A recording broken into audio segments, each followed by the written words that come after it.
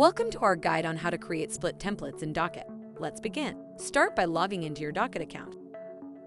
In the invoice queue, select the invoice for which you need to create the split by utilizing the Split Invoice Across Businesses function.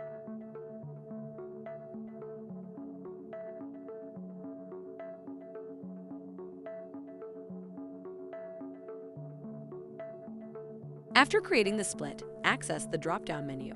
Select Save Split Template from the options. Add a name for the template and save it. The new template will store the split amounts as percentages, automatically applying them to future items that use this template. You can access the template from the same drop-down menu whenever needed.